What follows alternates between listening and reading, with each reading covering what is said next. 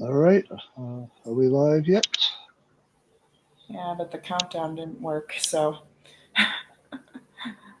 I think we're live. We are live.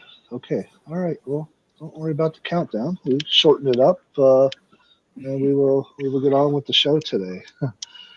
Yeah. First of all, hello and good afternoon, everybody. This is Bobby Hughes, the executive director for the Eastern Pennsylvania Coalition for Abandoned Mine Reclamation, and I'm joined here by my co-host Ian Damit, the watershed manager for the Western Pennsylvania Coalition. Um, for Abandoned Mine Reclamation. And I want to just give a quick intro to the sort of PA Chronicles, which is our sort of one of a kind podcast that is having conversations with passionate community mining partners, and we're highlighting outstanding reclamation and community cleanup type projects, AMD remediation. We're showcasing some examples of stream improvement projects and successes, and we're kind of sharing some emergent ideas and technologies to reclaim and remediate Pennsylvania's legacy of abandoned mine lands and post-mining impacted watersheds throughout the state. And each week here, we typically have a guest that we've talked to and seeing if we can get an interview with them to find out more about those folks that are doing the on-the-ground work from various number of industries, both the state, federal, the local community groups, and other organizations that are working on abandoned mine reclamation projects.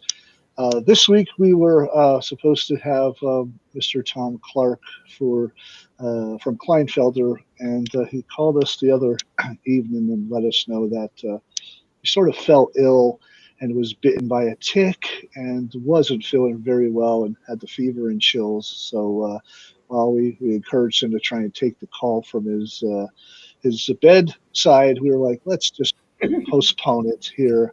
We don't want to see that. So we're looking at either maybe next Friday or pushing him back and rescheduling his presentation and podcast with us for a future time. So with that, Ann and I have sort of decided that maybe we can give you a rundown on just EPCamera and WIPCamera and some activities that we've both been up to statewide, and maybe go into a little bit about some of the joint visioning efforts that our coalitions and our boards have put forth since the last fall. And many of those things are being implemented right now, and others will need to be maybe funded in the future if we can get some additional funding.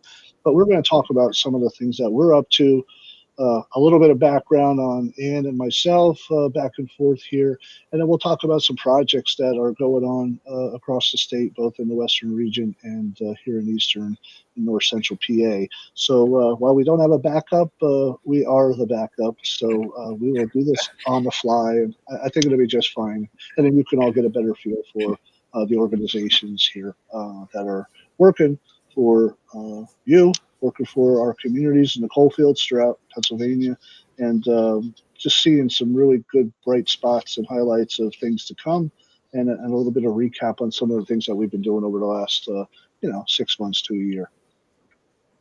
So, Ann, Yeah, yeah, thanks. Yeah. Well, first and foremost, I just want to, reiterate this podcast is a product of the joint visiting session of WIPCamera and EPCamera, and it was the first that we'd had in 25 years of our existence. Um, since the beginning. This was the first joint visioning session to try to figure out additional things that we can be doing together across the state. And we're going to, later in the episode, we're going to get into what some of the items that were identified are. But first and foremost, I really want to thank the Foundation for Pennsylvania Watersheds for sponsoring um, having this podcast. It's really been fun for us, and we really like to get to know our guests, a little bit more personally. And so that's another reason why we thought that Bobby and I could just continue and get to know each other a little bit better. We're already really good friends, but we want the rest of the people that we serve to be able to know us a little bit better personally as well. So we thought that might be interesting to kind of interview each other on a personal level. So that's how we'll start out. And you can also type in any questions you have for us into the chat boxes, And wherever you're joining us from, either whether that be at the Whipcammer or Epcammer's YouTube pages, or on Epcammer's Facebook page as well. I think you can type into the chat and ask us questions, and we'll be able to answer you in real time. And we'll show all that in the chat box here as well. So to get started, what we normally like to do is ask some personal questions of our guest. And so I'm going to start by asking Mr. Bobby Hughes, if anybody in here isn't familiar with him personally. Bobby, where did you come from? What's your background? What's your education? What's your early career look like? Also, who's your family? And what brought you into this abandoned mine reclamation arena? How did you get here? Do you have a history of coal mining in your family? So that's a lot of questions, all wrapped up into one, but we know Bobby likes to chat, so he'll tell us the whole thing. I'm excited to learn about you. Well, thanks, Ann. Yeah, I just give people a background here, and like many of our other guests, I particularly grew up here in the Wyoming Valley in Luzerne County, in the coal region, sort of the heart of the northern anthracite coal fields, and it's a place that has become to be well known as the Valley with a Heart, which is very ironic because the day I came around was the Agnes flood of June of '72. On June 23rd, and at that time there was a very significant impact to our valley from flooding that took place on the Susquehanna River that raised our river from like 2 feet up to about 44 feet. That flooded the valley, and that just happened to be my date of birth, coming into this world and being evacuated from one of the local hospitals up to a hospital on higher ground to be delivered. And at that time in '72, this is a point at which most of the mining had been really going south, in the sense that the industry up here in the northern fields wasn't very active, and there had been some historic flooding of mines back in 1959 with the Knox mine disaster. '72 kind of hit us really hard and flooded even more of the mines. And not a lot of coal companies wanted to go in to pump and treat the water, which would then have to take place after 1977 when the surface mining law came into play. So I was kind of born into having to deal with water. I'm a zodiac, my Cancer sign, and it's also deals with water. So it's just one of those things that you have this attraction and an innate desire to, like, for me, to clean up the areas around here that I grew up in, because that's all I've seen pretty much my entire life. But by the time I got into my elementary years and sort of junior high years, being of that Gen X generation, the playgrounds in our area were the old coal banks. They were the old buildings, the collieries and the breaker grounds and the mine fires. All that stuff was in our backyard, and it's where we sort of adventured to without even thinking about health and safety at that time. And here I am, ironically, 30 years into my career, always talking about health and safety and trying to keep kids out of those sites and to get those areas reclaimed. But growing up, there was a lot of that impact around me, and there wasn't a whole lot of places that had, clean streams, unless you were at a state park or Moon Lake, and some other surrounding areas that we would have to drive off to visit. So I became real curious at an early age about doing some background and research on, like, just mining history. And so I spent a lot of time at our Oosterhout Library and Wyoming Valley Geological and Historical Society. So I really became familiar with a lot of the history of mining in the region at a young age. And I was a nerd. I liked history. I liked books. I liked hearing about things that were helping this region sort of, the boom that came with coal, and then also the decline. And so that became a part of my history and just learning about that information. Yes, it was the Dana Street Hospital where I was born.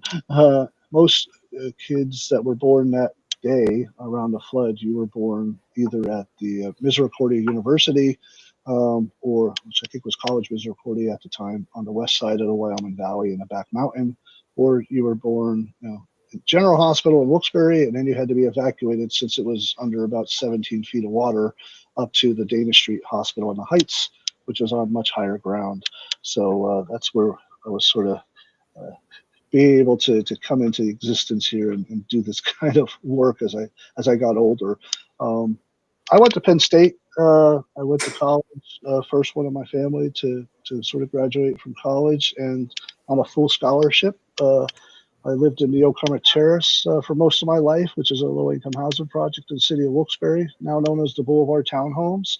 And they had a McGlynn Learning Center there that I still go back to these days to do programs and to support the kids with an after-school program that they have, to provide some type of technical assistance or educational programs over time. And we support a lot of their functions that they do, or my wife and I do personally, since that's where I grew up. And a lot of those kids that go there are into the elementary school systems that I went to at Heights Elementary in Wilkes-Barre. And so that's literally my backyard. So I really enjoy going back and working with the kids, because we do a lot of environmental education throughout our region, but Wilkes-Barre area has a real special place in my heart because it's my hometown area and school district that we work with on occasion for different types of projects and grants.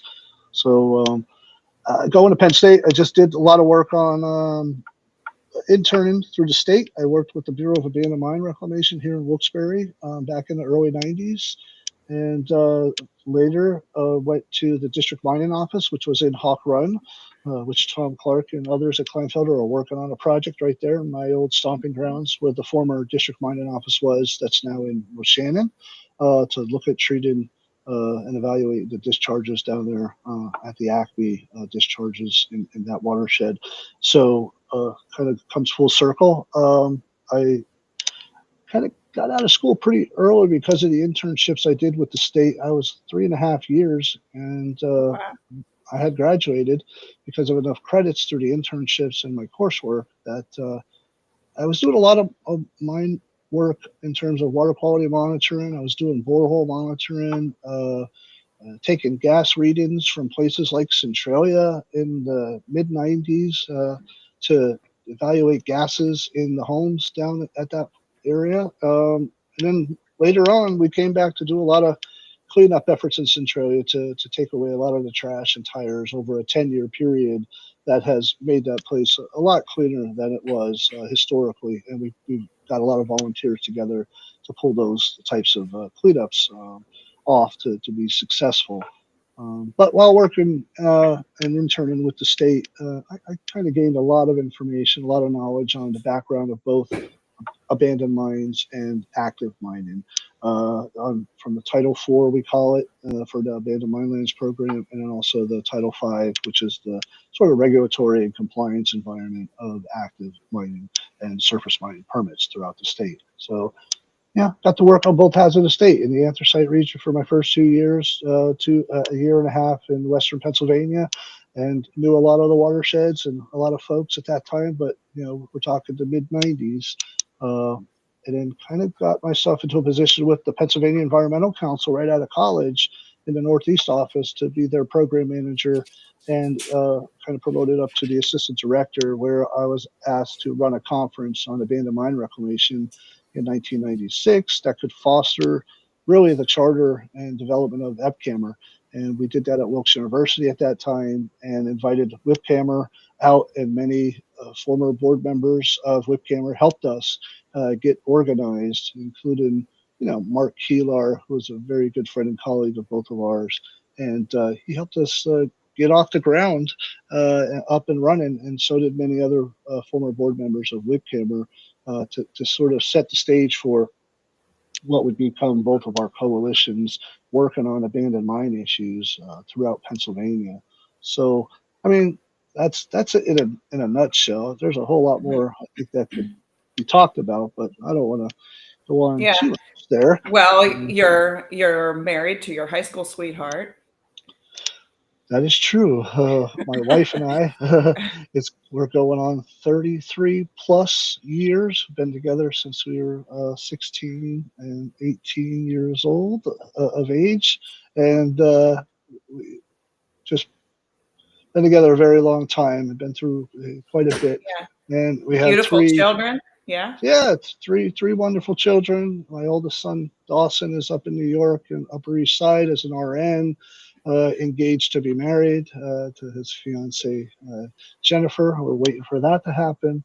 Then my oldest daughter Haley has given us two wonderful grandchildren, Lincoln, James, and Callie Aspen, which are up our house quite often and just love doing things with Poppy. So and Manny. Oh, So they come up quite a bit, and we spend a lot of time with them. And Haley is a BHT.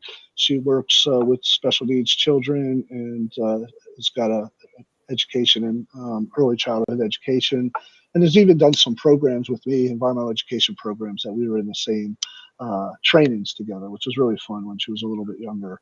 And then my youngest is 16 now. Ethan is 16, and he is in 10th grade, and just a character. And yeah. he's very animated, very artistic, loves going to places on the weekends that we tend to do, comic cons and anime cons. And he just puts outfits together, and just it's like Halloween every day for him. So a lot of times on the weekends, you will catch me in a number of costumes as well. And I have no problem with that. So we Yeah, have a lot not of not fun to on the men weekends. not to mention in your Santa costume, which is coming up, people will find you in your Santa costume. That is true. That is true. In a few weeks here, I take some time off from work, and my wife and I set up at the house a Santa chair, and people can visit. A lot of friends and family visit. We get donations, and we often don't spend a lot of money on ourselves, but we kind of buy a bunch of toys for the kids and coloring books and stuff, and let them come up and get a free picture with Santa instead of maybe the $30 one at the mall. So we set it up in my Yeah. house. And we've been doing that for, 20 plus years. I've been doing it with my family since they were very young, my nieces and nephews, and now I got great nieces and nephews that come and visit, and a lot of neighborhood kids from what I used to coach in junior high programs and sort of mini Yeah. football and basketball. All those families stop up the house, and we give them some gifts for the holidays, and they get free pictures. So it's really nice to do Yeah. that. So, in addition to your kind of lifelong dedication to abandoned mine reclamation issues, you're also you've always been someone who gives back to your community and gets involved in all the community things. And yeah, just really Yeah. loved in many ways. Yes. Yeah. I don't. My thoughts are that we're here to make things better, and we got to make connections to do that. We got to meet people where they're at, and in our communities, often that's not in a good place. And so, the times that we get together with the people to do the kind of work that we do are times that I cherish. I want to make genuine friendships and lasting relationships with people. It's not always just about a project or a grant or something like that. It's to be successful in making really good lifelong lasting friendships in the community so that you can go and call on them when you need them, or if they need you, vice versa. You can help them out. And so I try to do that and have tried to do that my entire career, and hope I've done it very well and enough to make a difference. And I think we have, and I really enjoy working with community members from all different places in the region here that we can bob and weave in and out of to get the work done, and to count on them when I need to make a call for some assistance or some help. Yeah, I think you're a legend. So I just, don't know about that. yeah, Enough. just Well, loved becoming your friend over the years and appreciate this opportunity to share you with everyone else to get to know well, you a little bit better. thank you, thank you. Yeah. And you've been someone that it's almost like I call you my little sister, because you've Yeah. just been working with us for almost my entire career, and I've watched the work that you've done in Western Pennsylvania. I've watched the different programs that you've come up through to do very similar work out there, and you're extremely talented. And you help Mike and I and other staff out here, and whether it's going to lobby days in DC or just hearings and testimony, and helping me to shorten up some of the speeches that mine can get way too long, and give us the sound bites that we like to have for those types of events. It's been real appreciative. And your work on doing conference coordination and other things that we've done over the years has been a tremendous asset to both coalitions. Thanks. Yeah. And with that, we should find out a little bit more about you and Okay. your family and your upbringing and where you're from. I'll start at the beginning like Bobby did. And so here's just an interesting, I guess, little tidbit is that my maiden name was Anne Marie Livengood, which is it called moniker? Monogram. Yeah. My monogram was AML. So, and then my first marriage, my name changed to Damut. So my monogram was AMD. So I just have like this connection to it. It's just weird connection to it, similar like Bobby. And I think that's true for a lot of people that end up here. We just have this strange connection that we just can't get away from it. My dad worked in the mines. He was a mine mechanic. And he actually quit whenever I was born because sadly my biological mom passed away and when I was a baby, and he wasn't able to get swing shifts to be able to take care of a newborn. And so he actually quit in the mines at that time. But it kind of stayed in our family, that kind of connection to the coal mines. And I knew from a very young age that this was what I was going to be doing, that I was going to be doing something to clean up my backyard and help my community. I knew from probably like first grade on, I just had this feeling that that's what I was going to be doing. And in high school, I did have a science teacher who took us out to sample abandoned mine drainage. And so just further got me interested, had a connection to the watershed groups. I started volunteering for my local watershed organization when I was, I think, 19 or 20. Went to tree plantings and trash pickups. And of course, they were doing abandoned mine reclamation projects. They had already owned an abandoned mine drainage treatment system. So I had a connection from the very beginning. I got my education. First, I started at Chatham University. Then when my first son was born, I transferred to Indiana because it was cheaper. Indiana University of Pennsylvania, IUP. And then from there, I went to Duquesne for a master's degree.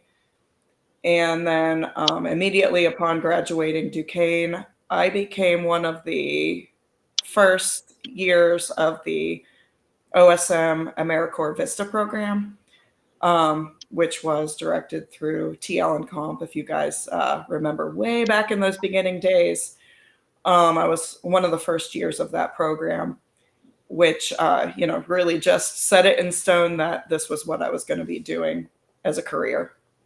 I spent 3 years as a Vista for the Black Lakes Creek Watershed Association and Cooperative Trout Nursery.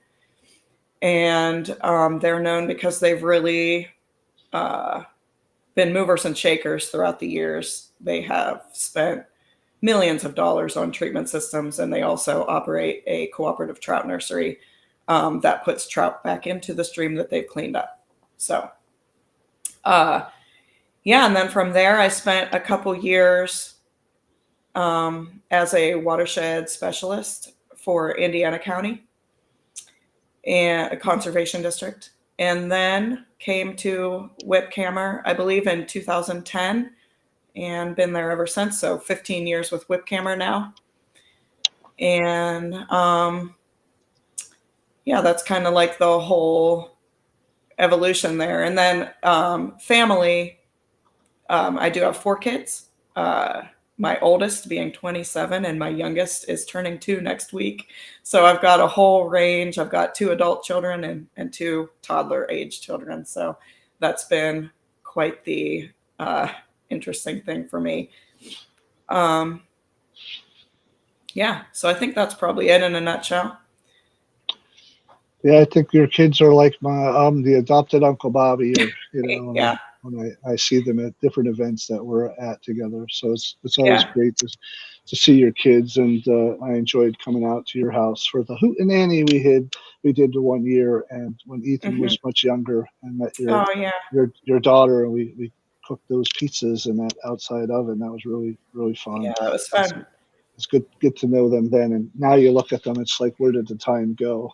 you know Yeah, yeah, but we're doing a lot of things, I think, too, for them. So I mean, it's not just our kids, but the future generations of the kind of work that we're trying to do is really to leave them with some cleaner water than what we've had to see and endure our life. And a lot of those sites that we're talking about and things that we're trying to do are challenging. They're very expensive. They're going to take years to put into play, but we're on the front end of a lot of that, and type of capacity building that we're doing with community groups is the same thing we need to do and focus on internally for us too. So there's been a shift in doing that and putting more time and effort into what do we need to do as organizations to even make ourselves stronger and more viable, and stay relevant, but also to keep our organizations doing what we've done so well that many other groups haven't been able to do, or be able to sustain themselves over the last few decades. So it's a real like feather, and I think both of our caps. You guys have been around a lot longer than we have, but just tremendous organizations with volunteer boards made up of conservation district representation and at-large community members, local watershed folks, the anthracite industry, probably representatives from the bituminous industry, and the hmm Ripper Trade Association of the cogen plants are all folks that really kind of helped us pull together what we needed to become to be the two entities that many other states in Appalachia just don't have. And so we are very different in that respect, but also very unique that we are providing all these types of services and technical assistance and grant writing to, community groups across the state that other states may have a few groups that could do yeah, that, but not as large of a network in 43 counties across yeah, Pennsylvania like we have. yeah. Good point, Bobby. 43 counties across the state. Yeah, we have a really, really broad representation um, on our boards. And yeah, like Bobby said, Whipcamera was formed in 1981. Did you say EPCAMera was formed in 1996? Uh, Um, yeah, next year we're going on our 30th anniversary next year, and so we have a development committee, and we have a date that we're set for a banquet and reception that we're going to be putting out soon, and we're working through the logistics of that for next year to celebrate our 30th anniversary, which that's will be a great. nice milestone. Yeah. Bobby, would you want to give us a rundown of some of the programs, services that you're offering, programs and different projects that you're in, and then I'll do that for Whipcamera after you're done. Um, yeah, we can do that. I mean, some of the services and technical assistance that we provide to our local municipalities, our community groups that are the watershed organizations, the conservation districts, even the private sector in the consultant realm. We're able to offer professional technical services and can be subcontracted to do certain work because it comes into EPCAMera and helps to support us, and not maybe having to write so many state and federal grants that give a little bit limited amount of funding for staff and salaries and things like that, and other operational costs that we need to keep us moving forward. So we offer grant writing assistance. We write letters of support all the time. We are helping other groups manage some of their grants as a fiduciary. We give out mini grants that ARIPA has given us money for the last 15 years, and over $100,000 has been redistributed out to community groups across Pennsylvania through a mini grant program that EPCAMR and WIPCAMR developed with ARIPA, the Independent Power Producers Association, that funded those types of on-the-ground projects and support for community groups that are out there. We do a lot of mind mapping here in the office. We have several staff that are very savvy when it comes to ArcGIS, the geographic information systems technologies that are out there, and the tools to do mind mapping for the state for their mine subsidence insurance program.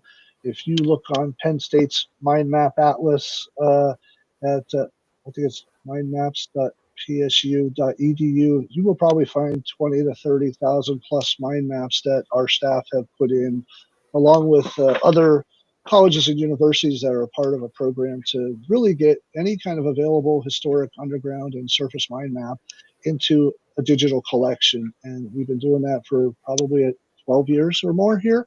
And Mike kind of leads up that program as our program manager, and we have several staff that are working on that particular program. Shawnee's Taylor, Steve Cornea. We have our AmeriCorps volunteers working to learn about how to do that type of work as well.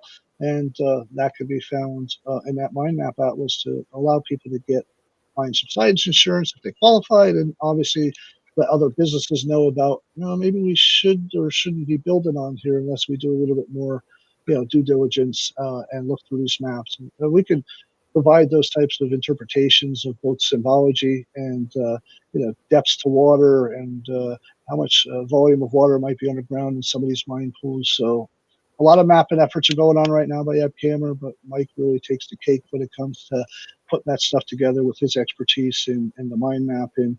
And we do a lot of the interpretation of the maps together, but when it comes to the digital type of the work, I really depend on the staff to be pulling that stuff together, and they've done a great job for a number of years.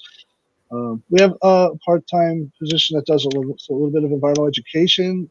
She's doing work. Laura Reinheimer's working on Open Your Eyes to Litter, and it's these five booklets that are being updated with Keep Pennsylvania Beautiful, and along with that, some teacher resources and curriculum, companion lesson plans and things that are going with that particular project.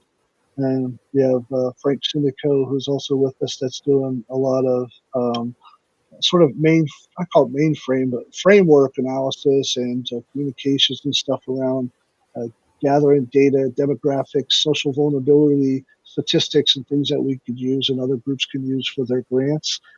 And he is doing quite a bit of work in that area, and also working on assisting other partners like Stream Restoration Inc. and their data shed online platform that takes in data from AMD treatment systems and puts all the kind of water quality in play to be able to review and analyze. And he's doing some other final reporting on a former project that we did with the Department of Energy on the Maria Mine Pool Complex in northern Schuylkill County to look at mine pool geothermal, solar applications, and we were hearing a lot about data centers coming in, so we've done a lot of research on that, and so a report will be coming out soon on that as well. So that their staff are like really doing a lot of different things, but they're all around abandoned mines and mine drainage and watershed restoration. And then my AmeriCorps that are here, between having Mark Jones as our community development coordinator, Maria Jareda as our watershed specialist, and also Dennis Dukinis. They're helping out with a lot of our field work that we're doing, watershed assessment work, flow, chemistry, macroinvertebrate sampling. Those are the kinds of things that they are up to, in addition to our educational programming and cleanup events and stuff that are typically what we do here in the region and throughout northeastern and north central PA. But just a quick few projects that are going on so you have an idea. We just got a grant from Amazon that is a remove illegal dump sites grant that they gave us $10,000. So we're going to be focusing in on a bunch of cleanups in Columbia and Luzerne County, and we've already partnered with both our districts, both our chapters that try to limit it in those areas, and a number of community watershed groups, and they're identifying places for us that we can use that money to remove tires and trash and conduct some cleanups. And so that's going to be put into play here in the fall and into the spring and summer of next year. So we'll be putting out events on our Facebook page over that time after we get some other stuff that we got to work out in terms of access and landowner agreements, or just get it in and discussing with them on how we can remove a lot of the items and the trash. And along with that, we're going to be becoming a Keep Pennsylvania affiliate. We're real excited about that. And there's several counties in our region that don't have any support or coverages for these types of cleanup type events. And we're going to pick up a few counties in our region to do that and become a statewide affiliate of Keep Pennsylvania Beautiful that we've been a partner with for my entire career. So this is a great culmination. And some of the money from that grant is allowing us to pay for like a fee and the membership affiliate. So we're going to do that with them here shortly, and it's in the process. And lastly, we're going to do a forum on illegal dumping and tire recycling options. Sometime next year, we're going to plan that out. Maybe get some legislators out and some other folks from different companies and perspectives on illegal dumping and what can be done about it. If something has to happen legislatively, then a $300 slap on the wrist when people are dumping stuff that costs way more than $300 to get rid of. We'll probably put some folks to task on that through that forum. So there's cleanups that we're doing. We're always looking for volunteers to do that, and they can sign up through our website. And just there's a number of other projects that are going on, like watershed assessments that we're doing in both the Shikshinny Creek and the Bowman's Creek watershed with a lot of our partners. That is helping to get data that's needed for future implementation projects or funds that could be made available to both the municipalities when it comes to culverts and or bridges or sedimentation issues or stream bank problems, but really with a focus on trying to protect and conserve cold water habitats in some of the watersheds that we're working in. And we write those plans every year or so when we get an opportunity to apply for a grant to do the assessment work. That puts our staff and our volunteers in the field to become trained and learn how to, gather that data that's needed for the plans to make recommendations for future implementation projects. So that's just a few others that are more related to like mine pool work and watershed work in the region. Some work is going to get started down in Lost Creek on some mine pools with Klienfelder and Tom when he gets better. And I think if he's better by next week, we have a meeting down there with the Mahanoy Creek Watershed Association. And we're doing some other work with Schuylkill County Conservation District and partners down in the Pine Knot, Oak Hill, and Repelier mine discharges that are sort of tributaries and discharges that feed the upper Schuylkill River and the west branch of the Schuylkill River. And so there's a lot of feasibility and mapping going on and installation of boreholes and pressure transducers, things that we need to get real-time data for the better data collection to make decisions on future maybe treatment options or moving water in the mine pools from one place to another. So that's just a touch of a few of the projects that we have to juggle, just like you guys do, and multiple sources of funding to do that, and trying to keep it all together is a challenge. But we're doing our best. So how about yeah, you? I mean, well, I just think EPCAMR is such a great example of thinking outside the box and just finding all these little things that are related to abandoned mine reclamation without pigeonholing yourself, limiting yourself too much, or is the term these days silo. You're not siloed. You are really reaching out and just trying to find every aspect of abandoned mine reclamation, any way you can make a difference in your communities, and anything also to find the funding to, get projects on the ground and partner with people. So I really respect that about you guys. Yeah, so I mean, Whipcammer has really only had a staff of 2 for at least 15 years, probably longer. And so we don't have quite as many, you know, fingers going out into all kinds of different projects, but we really do try to focus in on the legislative end of things, just keeping track of really what's going on at the federal and state level with bills being introduced and um, which legislators are leaning which way to help us. And along those lines, Andy is the regional coordinator for Whipcammer, and he usually does come on and host with us, but he didn't join today. But anyway, he chairs the P. Oh, Oh, sorry. Bobby's clicking around there, maybe. Yeah, so Andy chairs the Pennsylvania Abandoned Mine Land Campaign, which is a group of abandoned mine reclamation supporters from across the nation, really, that keeps track of bills and different things that are going on around the Surface Mine Control and Reclamation Act, particularly the uh, funds that are collected associated with the AML fund that gets dispersed annually to states and tribes with abandoned mine land inventory to address the problem areas. So, yeah, so we are busy with that. We have weekly meetings with that. And as Bobby said, we do, up until 2020, we were taking pretty regular trips to DC for different campaign issues. Unfortunately, that has stopped in the last few years. In addition to that, some of Whipcammer's other projects are we have the quick response program that is funding pass through Growing Greener that we can provide emergency funds to watershed groups or conservation districts that have abandoned mine drainage. Well, actually, it's any Growing Greener eligible project, but we do, like to give to abandoned mine drainage treatment systems, passive treatment systems first. So it's funding to help with emergency issues there. And you can check that out at our website or by emailing. If you have an issue, you can email Andy directly at andy@whipcammer.org.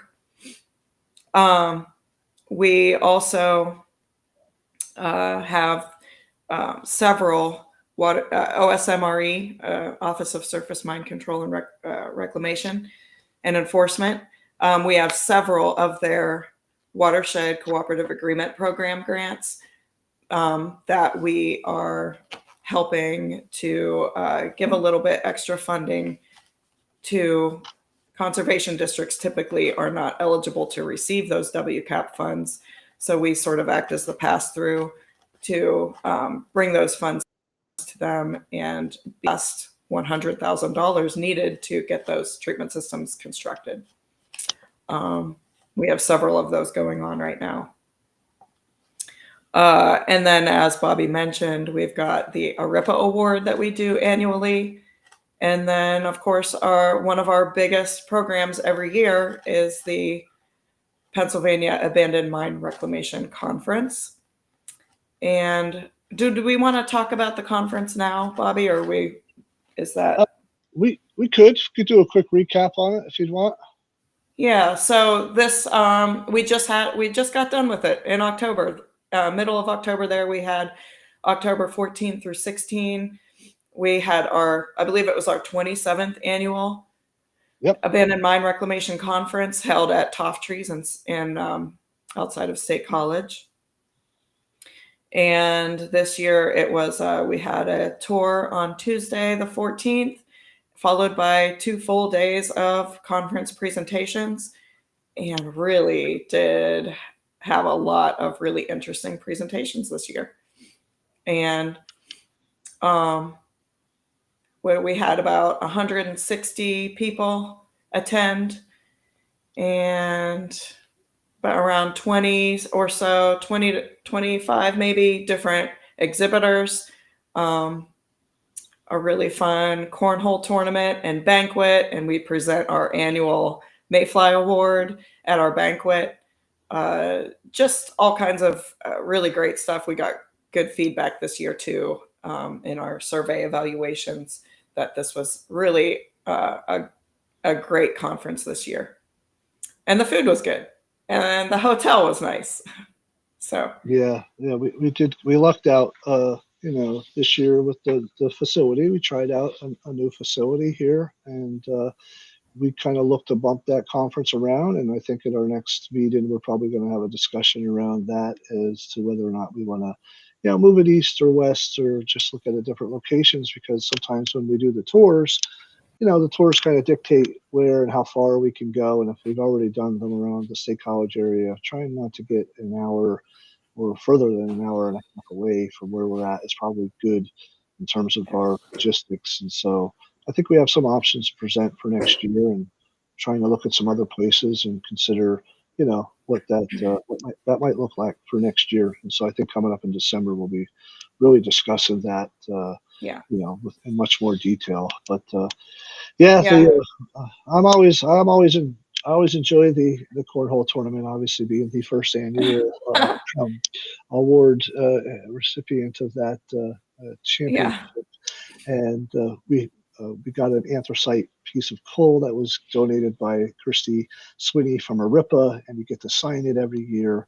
Now, granted, we've had 3 other tournaments, and I've gotten to the finals this past year and gotten ousted in the year before for lots of reasons I don't need to discuss here, but very, very good competition all around, and we always look to have fun, and it's a great way to network with our volunteers and our consultant industry and the state folks that come out, and just really have a good time in the Wednesday evenings after dinner and the Mayfly Award, and get to know a lot of new people, because there's a lot of new people coming into the work here. There's a lot of retirement, and so there's some turnover happening, and we're trying to bring the new people into the mix of something we've been doing for 27 years. What better way to do it than over, a cornhole tournament and some beers and some appetizers. So that cornhole tournament has been sponsored by Tom and Kleinfelder these past few yeah. years, and he's yet to play. So I'm not sure how good he is or he isn't, but I think he's staying away from playing because he doesn't even want to try and come up against me. Uh, If he'd even make the finals. So oh, we'll see. he just likes everyone having a good time, and yeah, He sort of does. He being the does. master. Yeah. Yeah. Yeah. Well, Um, there's an entertainment value for sure upon mhm. even the serious note of the presentations during the day, and why we're all there. We're all there for the same reason. So it's a very unique abandoned mine reclamation community that Yeah. we are in, and so it's always nice to get together with everybody once a year. Yeah. So I'm gonna, if it's okay, Bobby, I think we should address a question that's been asked of us in the chat. And so Shamokin Creek Restoration Alliance, is that the right acronym? Yep. SRC, Yep. SCRA. They want to know what's the most interesting or exciting project to date for each of us. And I think that can span your entire career. And I'll start while Bobby thinks of his answer. But so for me, it was definitely when I was new into my career as OSM AmeriCorps Vista.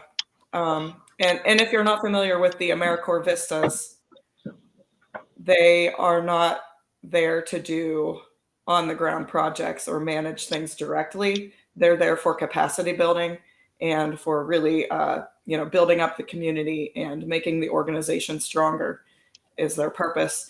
And so, being thrown into that as a newly graduated person, and not having any internship or anything before that, it was kind of a lot of responsibility. Um, but I was thrown right into the middle of dealing with. I was with Black Lakes Creek Watershed Association and Cooperative Trout Nursery, and my first year there, the railroad that supplied a nearby power generating station decided to construct a brand new rail spur the entire length of the watershed. The entire length. So this is a 45 square mile watershed, and they were coming up the side of the creek. Mind you, the other half of our group was to stock the creek as a cooperative, Pennsylvania Fish and Boat Commission's cooperative trout nursery. And so we needed access. That was the whole point of the organization. And with the railroad coming up the entire length of the main stem of the stream, it was possibly going to take away all access to the entire stream. It was a big deal. So yeah, I spent 3 years negotiating between Army Corps, between the railroad, and if anybody has worked with a railroad, you know that's not an easy task. And with the DEP, luckily it was Katie McGinty was the Secretary of DEP at the time, and somehow we actually had a personal connection with her, and so had her on our side, and somehow was able to talk both the railroad and Army Corps into it, and we got access and a whole bunch of money to construct a treatment system in lieu of a lot of other projects that were planned. And so yeah, it was a big deal. It was I think it was like $1.3 million worth of AMD treatment construction that we got out of it, and access to the stream. So that was the most interesting, and definitely shaped my career from there. So how about you, Bobby? What was your most interesting? Well, I was trying to think back because there's been just so many great projects in any number of the watersheds that we've been working in. I mean, I think each of them are all successful in their own way. But the one that I kind of circle back to is the fact that in Centralia, um, having gone there since I was an intern in college and seeing a lot of the folks down there that I had to meet while I was this like young state intern going down and taking measurements all around town and getting to know people then, to then only come back, decades later into my career and spending nearly a decade on cleaning up Centralia. And I got together with the very few families that were left there, but there were other family members that had come back. And every time we Oh, would do an annual cleanup, they were coming from out of state. My one friend, Michelle Stauffer, she lives down in Virginia, and she comes up for cleanups, and lots of people that used to live there would come back. And so it took us about 10 years of funding that we were implementing with the help of ARIPA grants and other funding sources that came in, Keep Pennsylvania Beautiful, a really good partnership with DCED at the state level that allowed us to access a lot of the lands because it was in state lands that we would do the cleanups on. But going for over a 10-year period, I can remember just like, 125, 150, we'd get lots of volunteers to come down, Jeep groups, off-road vehicle groups come out in full force.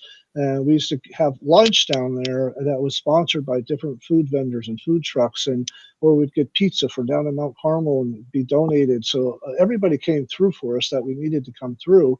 And we used to have our central command post as the Centralia Hose Company #1. And so my friend Tom Kleinfelder down there, who's still a part of that hose company, would let us use the place that normally looked like it would be shuttered, and it's not. It's still an active sort of fire company in Centralia itself. But the families that would come back and help out with cleanups, and all the volunteers from around the area made us have a very large following of people that were always constantly looking for the next year, because we would go from like 3 or 4 40 cubic yard dumpsters to the point we were down to 1, and then we were down to none.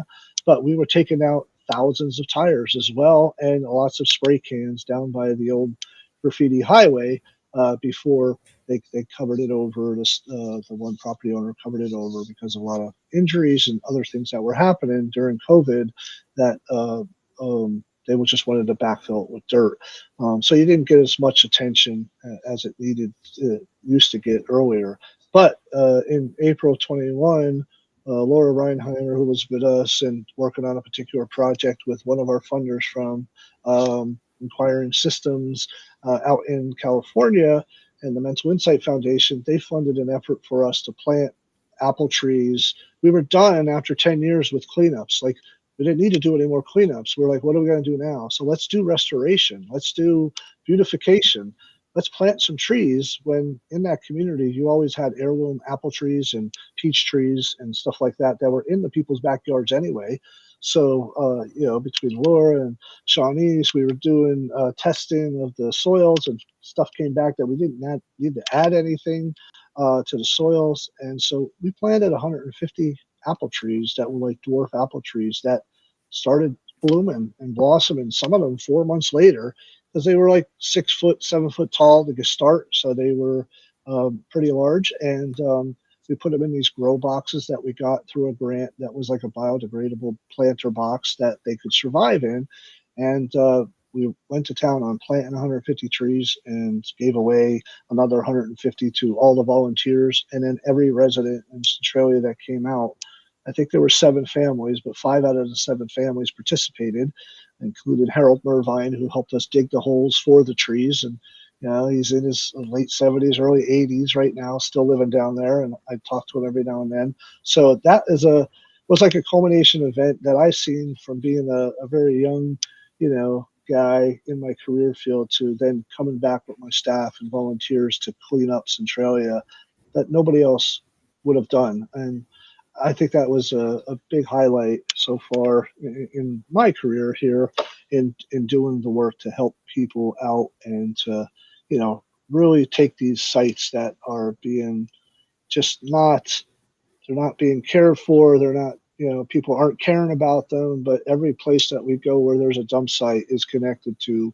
a watershed that we're in or we live in or those people live in. And so we are all interconnected in more ways than people think. And a part of our job is to kind of show people that connection. And these projects do that.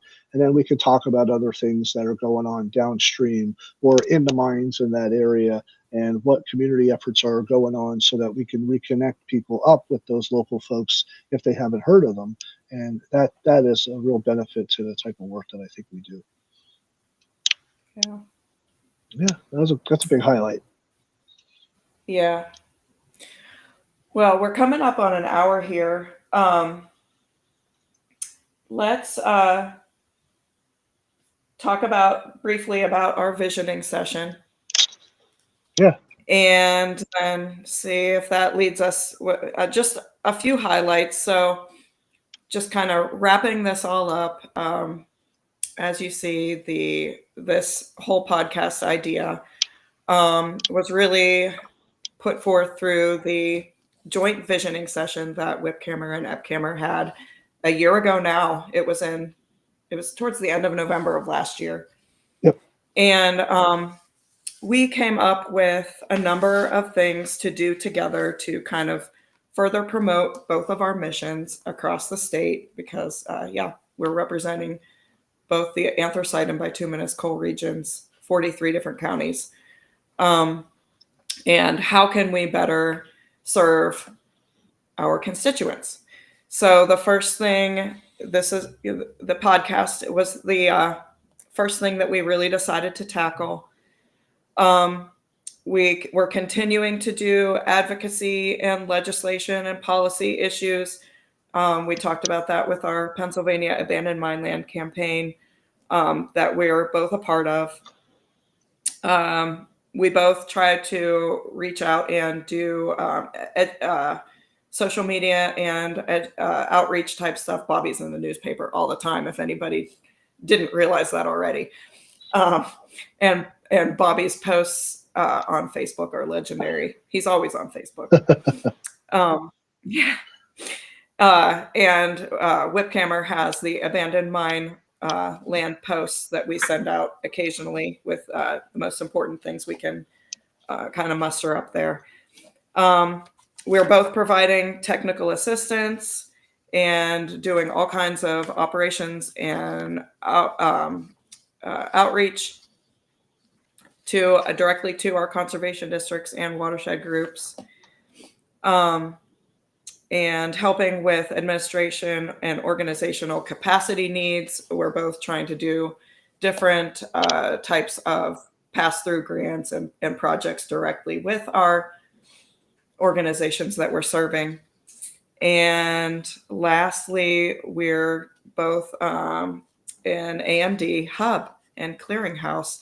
Whipcammer has a website already, the AMR clearinghouse, and we hold the annual conference together.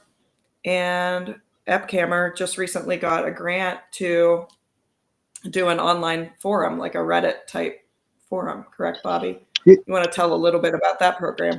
Yeah, Frank is going to be working on a website that's going to be, I guess we could call it like a subreddit forum for watershed groups and our community to discuss AMD treatment, or maybe questions that they might have just around some of our capacity issues, things that we've surveyed the watershed groups on in the last year or so at our previous conference.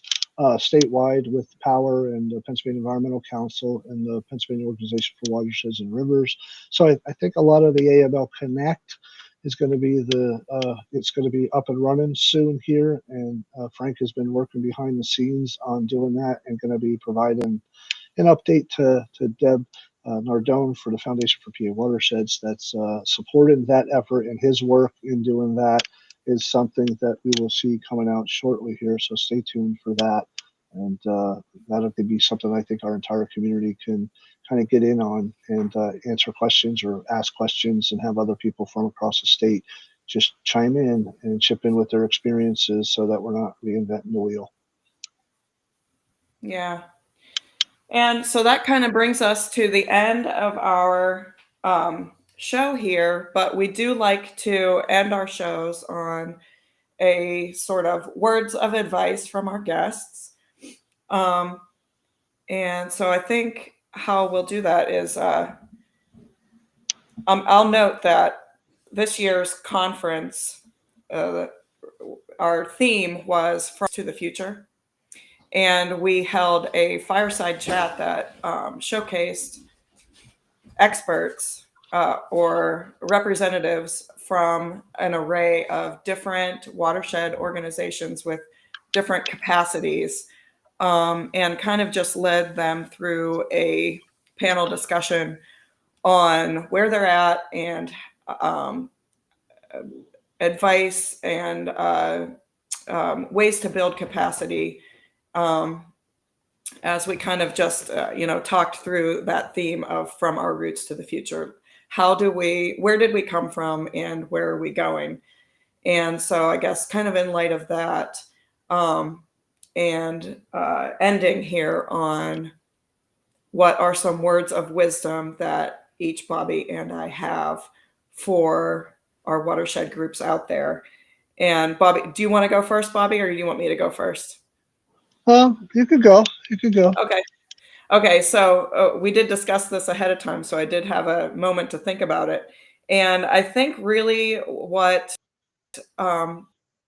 Whipcammer is good at is that, or a way that we fit into all of this, is we're really a great kind of intermediary or liaison between our watershed groups, our conservation districts, the state, and landowners, kind of in the middle of everything, and really kind of keeping an eye on what is going on between all the groups. And I think that the best thing that we are, or the thing that we're the best at, is really connecting those people and groups to one another. And so my word of advice to watershed groups is to reach out to your neighbors.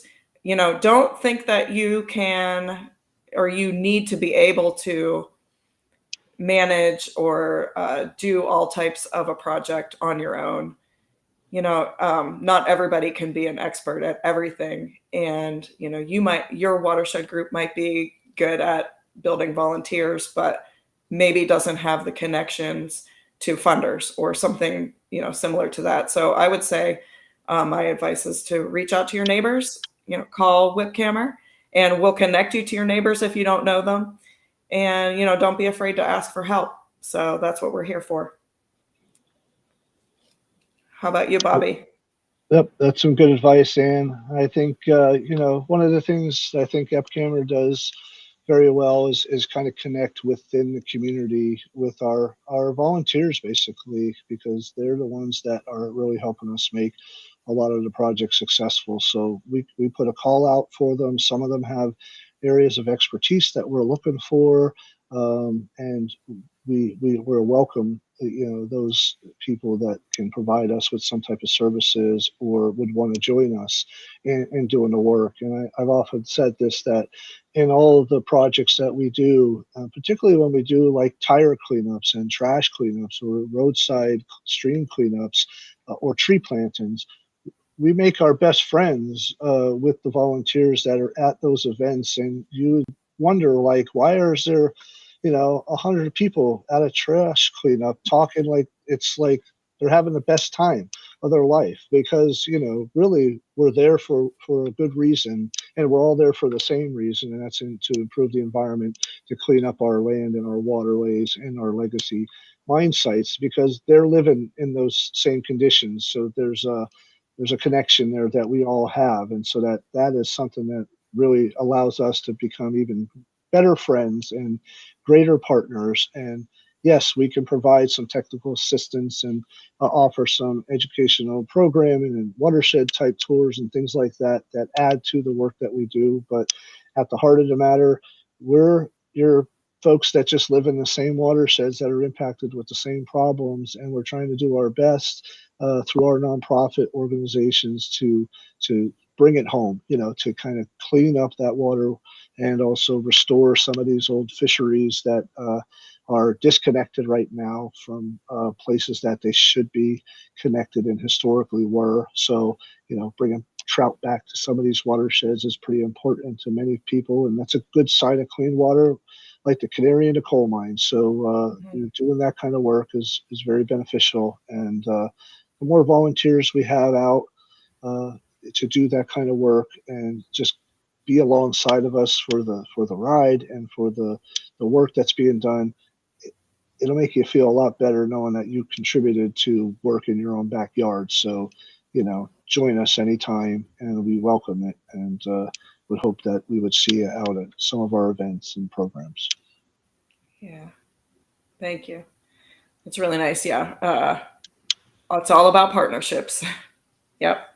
And lastly, just because we know that Tom got bit by a tick and is Oh, probably yeah. still home under his covers here, I put two websites out there: getoutdoorspa.org, and the Luzerne Conservation District has a great newsletter and a program. Here is just one example of the mosquito-borne diseases and control that many counties undertake, but you can sign up for a newsletter at the district's website. It's a really good newsletter. And Get Outdoors PA has a really nice publication. It's like a little door publication that you would put on a door, but it's something on ticks and what you can find them, how do you remove them, what should you be wearing, and the repellent. So it was put together by Penn State Cooperative Extension, and you'll find that link in there as well to kind of look for some of that, because now is the time that ticks are pretty prevalent out there during this season.